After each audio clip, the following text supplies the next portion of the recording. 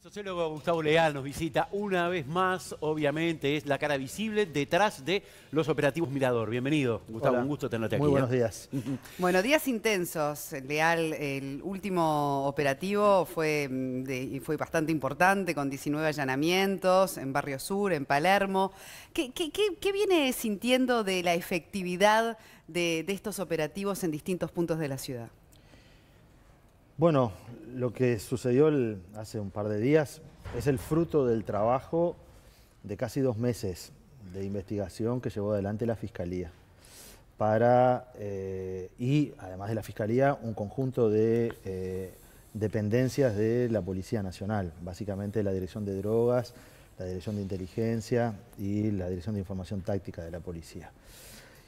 Y el resultado es que las dos principales personas que tenían el control sobre varias de las bocas de drogas en esos 2 barrios, ayer resultaron procesadas con prisión, una de ellas con una pena de 3 años y 8 meses, que es una pena alta y fuerte en relación a lo que había pasado, y la otra fue procesada por 1 año y medio de prisión. Se detuvieron también. 9 personas, Pero además 9 4 personas. eran mujeres de Sí, esas 9 personas. Exactamente, 4 eran mujeres. Ahora estas personas están procesadas con prisión. Hay 2 de ellas que sí están 2 de procesadas ellas con prisión, las otras quedaron bajo investigación y con libertad vigilada por el momento. Pero las dos principales personas que eran las que, digamos, porque aquí lo que hay que hacer es tratar de golpear a quienes están en los lugares de intermediación y que de alguna manera tienen cierto nivel de control sobre la situación. Estas personas manejaban más de una boca de droga. O sea, se instala una red de venta que genera un problema enorme en el barrio. Porque acá estamos hablando del barrio Sur y Palermo, y que se tenga en cuenta que cuando se hacen operativos no solamente se va a la periferia, el barrio Sur y Palermo, a 2 cuadras de la Embajada de Estados Unidos, muchas de las casas, con un nivel económico medio alto, porque fíjense que el perfil de esos barrios, en Montevideo para que se tenga una idea, hay un 11% de personas universitarias que viven en 8 barrios, concentradas en 8 barrios. La alta concentración, uno de esos barrios es ese, es decir que las personas con nivel universitario además tienen un nivel de ingreso medio alto, y ahí se había instalado una situación absolutamente invivible, esa es la verdad, porque tener una boca enfrente de una casa o al lado de una escuela se transforma no solamente por el punto de venta de generación de situaciones ilegales, sino por el entorno que se genera y el delito asociado. Cuando la gente reclama por la seguridad o contra la inseguridad, yo siempre pienso que no hay soluciones hasta que el mismo día, a la misma hora y ante la misma mesa se juntan representantes del Poder Judicial, del Poder Legislativo y del Poder Ejecutivo. ¿Por qué? Porque cuando se juntan 2 de las partes, los otros le echan la culpa. No, lo que pasa es que los jueces los liberan no sé cuánto. Cuando vas a hablar con el juez, no, lo que pasa es que el legislador no nos da las leyes, no sé cuánto, no sé qué. Cuando vas a hablar con el legislador, no, porque la policía los libera, entra por un lado, sale por el otro. Entonces siempre es como la culpa del que no está.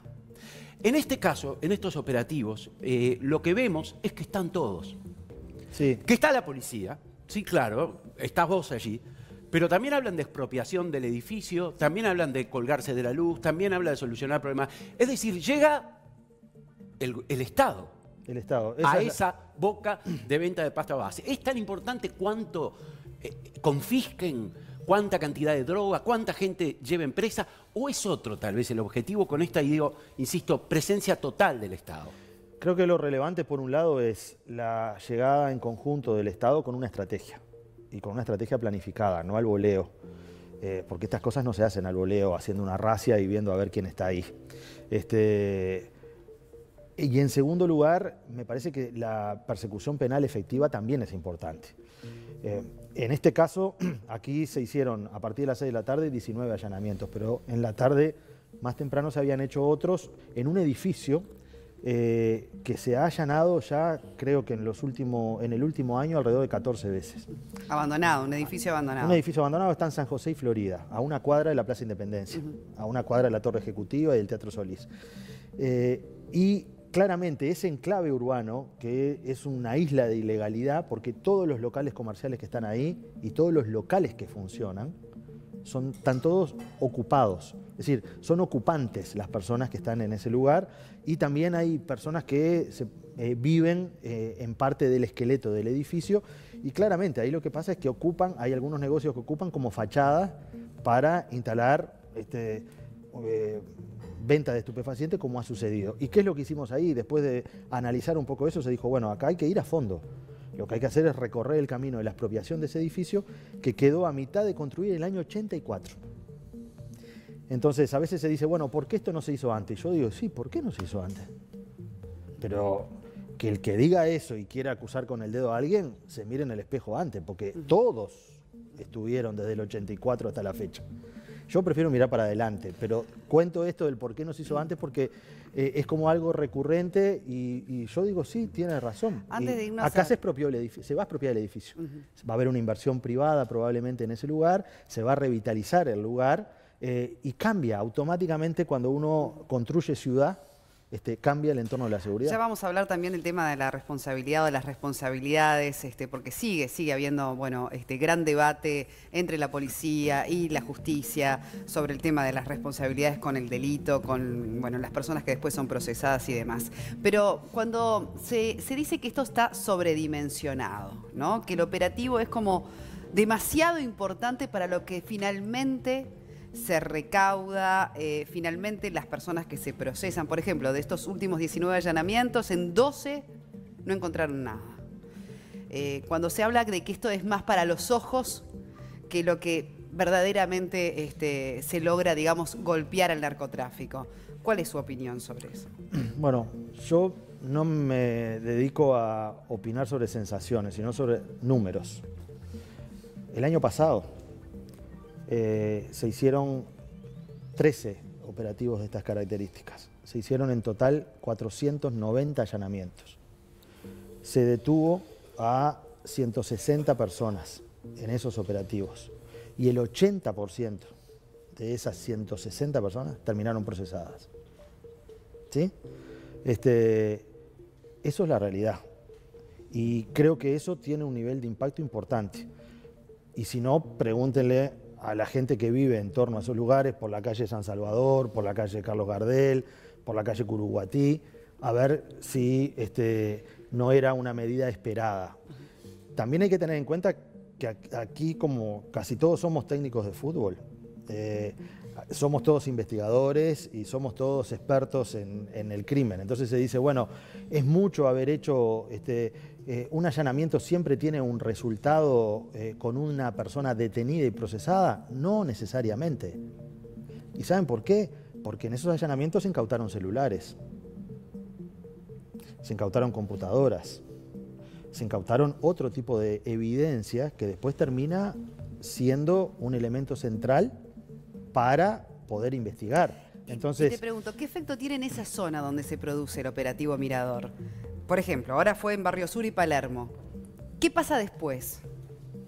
Y lo que pasa después es que, en primer lugar, cuando se dice, bueno, se golpea acá y hay un corrimiento. Bueno, en este caso hay un corrimiento hacia la cárcel de las personas, de las principales personas.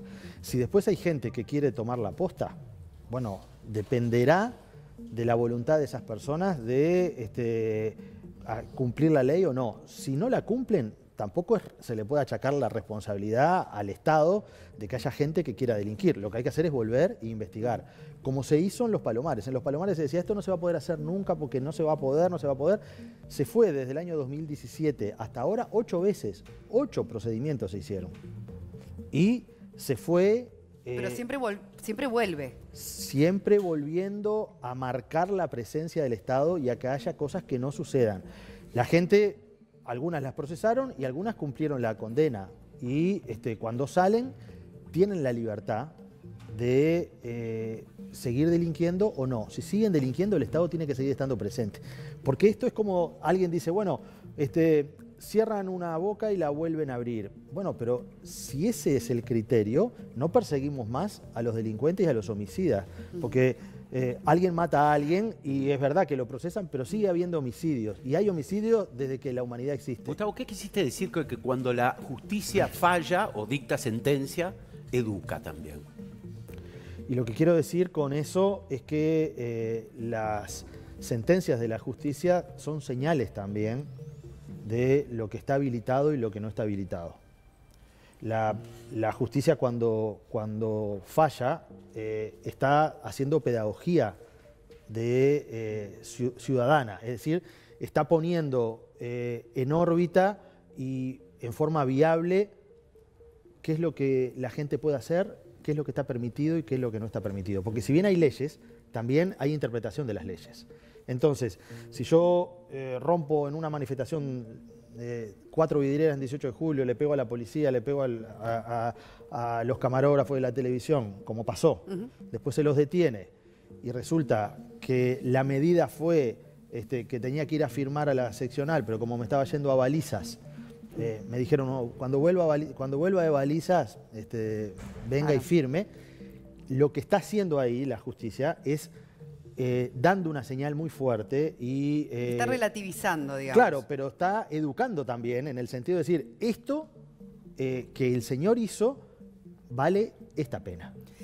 Por lo tanto, la gente mira también y la idea que trasunta detrás de eso es de que cualquiera lo puede hacer y no le pasa nada. Hay, de hecho, un violador que de 22 a 6 no puede salir de su casa, pero el resto del día sí. Bueno, hoy está en la calle. Eso es increíble. Una persona que viola a una ciudadana chilena, le ponen una prisión preventiva que es en su domicilio, pero ni siquiera a las 24 horas, de 22 a 6, que es como casi que alguno que tiene el que trabaja de día en general a las 10 de la noche ya está en su casa y a las 6 se va. Es decir, lo peor es que se argumenta que la víctima no va a sufrir, no puede sufrir consecuencias porque vive en Chile, como si el tipo no pudiera violar al resto del mundo. Bueno, o sea, me parece que ese es un ejemplo del tipo de cosas que son intolerables. Bien, pero acá es importante leer tu opinión porque no estás hablando como un ciudadano común, que tenemos esa percepción, como Leo, cuando leemos el diario, que nos pasa eso, que nos indignamos. Vos ves las personas cuando son llevadas por la policía, cuando se tienen las pruebas, ¿verdad?, del delito. ¿Y qué es lo que pasa? ¿Hay realmente una situación con este Código del Proceso Penal donde la negociación, por ejemplo, que se está dando ahora, que se habla mucho de que se negocian las penas, se negocian hasta el tipo de delito, ¿no?, que los que son rapiña se convierten en hurto, como para negociar con el abogado que defiende al que comete el delito, bueno, de reconocer la pena, bueno, en fin, un montón de situaciones. ¿Es así efectivamente? ¿Ustedes le entregan a la justicia los detenidos con las pruebas o tienen una dificultad con el tema de las pruebas? Que se llegan finalmente a este proceso de acuerdos sin penas reales. Bueno, hay dos cosas. En primer lugar, el nuevo Código del Proceso Penal es una herramienta que creo que era necesaria. Fue votada por todos los partidos, tuvo un nivel de acuerdo importante, pero nadie pensó que se iban a generar estas situaciones. Ninguno, porque estoy convencido que nadie de los que lo votó quería esto. Estas negociaciones, por ejemplo. Por ejemplo, y algunas de estas resoluciones, la forma en cómo se dan esos acuerdos. Por lo tanto, hay que corregirlo y corregirlo rápido.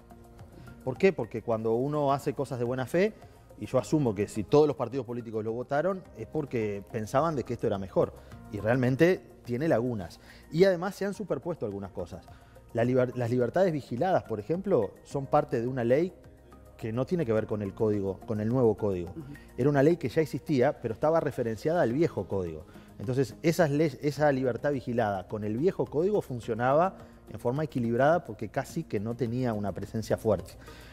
Se eliminó el viejo código, pero esta ley siguió y quedó pegada ahora al nuevo código. Pero con el nuevo código se hace una mezcla entre el proceso abreviado, donde se negocia parte de la pena, la libertad vigilada y después el hecho de que si las personas que van a la cárcel pueden, al estudiar y trabajar, reducen una tercera parte de la pena, bueno, terminamos en una isla de impunidad muy importante. Yo creo que hay que modificar. Bien. Hay que eliminar la ley de libertad vigilada, hay que modificar la ley de humanización carcelaria que habilitaba la reducción de una tercera parte de la pena a las personas que estudian y trabajan en la cárcel. Creo que ese beneficio solo corresponde ahora para los primarios. Pero una persona que tiene 4 antecedentes penales no puede utilizar eso como hizo el Beto Suárez. Por ejemplo, hizo un curso de yoga en la cárcel, tenía 8 meses de prisión en la última vez, hizo un curso de yoga, se lo imputaron como educación y redujo una tercera parte.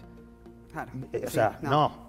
Leal, digamos, la decisión de ustedes participar en persona de los operativos, porque vimos lo que pasó en Casaballe con ese intercambio con vecinos, que en un momento hasta temió también por su propia seguridad, porque algunos quizás, bueno, se exaltaron un poco.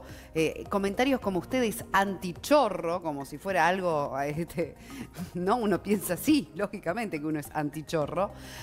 ¿Es una decisión personal? ¿Lo obliga el cargo del director de convivencia a estar allí in situ en los operativos? ¿Le gusta estar presente por qué motivo? ¿O corresponde al cargo? Yo estoy ahí por un tema de ética, porque hay que asumir la responsabilidad que uno tiene y si uno está trabajando en un lugar, tiene que asumir. El director de un hospital, cuando hay un problema en la emergencia, tiene que bajar y ver qué es lo que está pasando. Si se queda en el escritorio dando órdenes, me parece que no funciona la cosa así. En el Uruguay tenemos que acostumbrarnos que las personas que trabajan tienen que asumir la responsabilidad. Y mi trabajo ahí es articular la presencia del Estado con los otros organismos. Esa es la razón por la cual yo estoy, porque cuando hay esos tipos de operativos, ahí está la Intendencia, Ministerio, CELINAU, el MIDES, el Ministerio de Vivienda, la OCE, la UTE, y hay que poder articular esa presencia. En segundo lugar, esa es la razón por la cual estoy, porque creo que es una responsabilidad que me toca como funcionario público, y como funcionario público, si hay que trabajar en un lugar, hay que hacerlo. Yo no me gusta la foto de ese Uruguay donde hay personas haciendo una zanja y hay uno tomando mate, el otro mira, el otro está escuchando la radio y hay uno solo trabajando ahí. Eso no me gusta, no soy así, nunca lo fui. Y lo que sucedió en Casaballe no es que vecinos protestaron, eran delincuentes los que protestaron. Bueno, es importante que aclare, porque también la gente que dijo, ay, pero había niños y bueno, los andaban sacando de sus casas. Si ustedes ponen la filmación de lo que sucedió, yo les puedo, y paran la imagen, yo les puedo nombrar a cada una de las personas que estaban ahí, que eran 8. Eran 2 hombres y 6 mujeres, que son personas que estaban acusadas, no, estaban condenadas ya de usurpación. El día anterior yo había estado en el juzgado, sentado, y estas personas, sin decir nada, aceptaron firmar el acuerdo con el juez porque si no iban presos. Y parte del acuerdo era que tenían que dejar en 24 horas la casa, que se cumplía en ese momento, y no pisar más el complejo, porque el terror que le habían impuesto a los vecinos generaba miedos y ellos se quedaban. Gustavo, la del estribo. Richard Reed, el dirigente sindical, convocó a través de las redes sociales a no dejarte solo.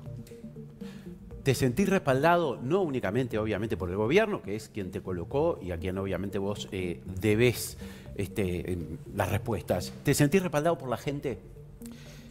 Sí, mucho, pero una aclaración. Yo me debo a la sociedad, porque soy un funcionario público. Ese es mi trabajo. Y sí, yo siento el respaldo de la gente, lo siento, pero no lo siento a mi persona, sino a la actitud de trabajo que creo que es la que tiene que primar en el país, que nos involucremos, porque hay cosas que se pueden hacer. Yo no creo en el no se puede. Decían de que en el 40 semanas no se podía, se pudo. Decían que ese edificio que hace 35 años está parado y es una cueva, no se podía hacer nada y se pudo. ¿Van a seguir los operativos? Sí, claro. Bien. Muchísimas gracias, Gustavo Leal, por habernos acompañado esta mañana, director de Convivencia del Ministerio del Interior.